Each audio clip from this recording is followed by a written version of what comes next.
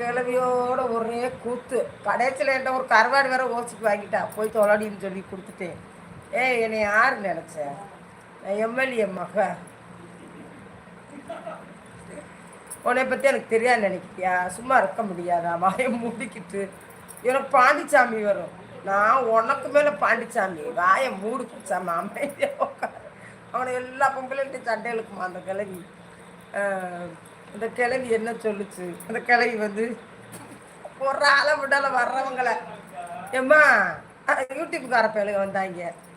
வந்தாலே தம்பியே திருப்பால வளர்மதி திருப்பாலைக்கு எம்எல்ஏவாம்மா அந்த அம்மா. எம்எல்ஏவா அந்த அம்மா? ஆமாம்மா, விளாடாத, வாய் மூடு. கருவாடு விற்கிற தொழில். நான் சாந்தடிக்கு விட மாட்டேன். என்ன சொல்கிறாங்க?